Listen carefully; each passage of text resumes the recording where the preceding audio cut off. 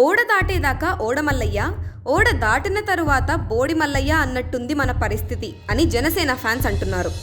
ఎన్నికల సమయంలో పవన్ని ఈసారి ఎలాగైనా అసెంబ్లీకి పంపించాలని సినీ నటులు కంకణం కట్టుకొని మరీ ప్రచారం చేశారు. దీనికోసం కొందరు లక్షలు తగలేశారని కూడా చెప్పుకుంటున్నారు. అయితే ప్రస్తుతం అసలు పవన్ వారి వైపు కూడా చూడటం లేదంట. తాము పడ్డ కష్టమంతా బూడిదలో పోసిన పన్నీరు మాదిరిగా ఉందని పలువురు వాపోతున్నారు. వారిలో మనకు బాగా తెలిసిన కమీడియన్ శకలక శంకర్ ఒకరు. పిఠాపురంలో పవన్ కళ్యాణ్ గెలుపు కోసం జబర్దస్త్ బ్యాచ్ కమీడియన్లు చాలానే కష్టపడ్డారు. వాళ్లల్లో శకలక శంకర్ కూడా ఉన్నాడు. ఆయనతో పాటు నాగబాబు, సుడిగాలి సుధీర్, ఆటో రాంప్రసాద్, గెటప్ సీను ఇలా డజన్ల కొద్ది జబర్దస్త్ కమీడియన్లు పిఠాపురం నియోజకవర్గంలో ఇంటింటి ప్రచారం చేశారు. అయితే ఈ ఎన్నికల్లోనే కాకుండా గత ఎన్నికల్లో కూడా పవన్ కళ్యాణ్ తరపున ప్రచారం చేశాడు శకలక శంకర్.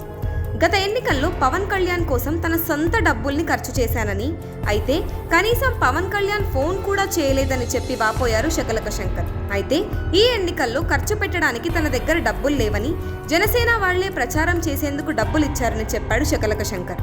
2019 ఎన్నికల్లో జనసేన కోసం తన సొంత డబ్బుల్ని ఖర్చు పెట్టి 3 లక్షలతో భోజనాలు పెట్టించి ప్రచారం చేశాడట శకలక శంకర్. తాను ఎక్కడికి వెళ్లినా కుర్రాళ్లు దీనంగా చూస్తుంటారని, వాళ్లని చూసి తాను ఊరుకోలేక చేతిలో డబ్బులు మొత్తం వాళ్లకి ఖర్చు పెట్టాడట. పైగా అంతకు ముందే తన ఫ్యామిలీకి అడ్వాన్స్ వచ్చాయని, డబ్బులు తీసుకొని వస్తున్నానని ఇంట్లో చెప్పడంతో వాళ్లేమో డబ్బులు తీసుకొని వస్తానని ఎదురు చూశారట. కానీ డబ్బులన్నీ జనసేన కోసం వాడడంతో ఓ 4 రోజులు శంకర్ వాళ్ళ ఆవిడ తనతో మాట్లాడలేదని తానే స్వయంగా పలు సందర్భాల్లో చెప్పాడు. ఈ విషయం తెలిసిన తన మావయ్య కూడా బాధపడ్డాడట.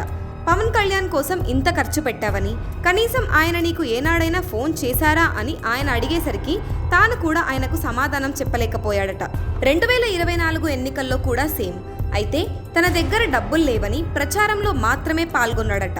ఏది ఏమైనా ఒక స్టార్ హీరో అయిన పవన్ తన కోసం ఎంతో కష్టపడుతున్న అభిమానులను ఇలా పట్టించుకోకపోవడంతో వారు అసంతృప్తి వ్యక్తం చేస్తున్నారు.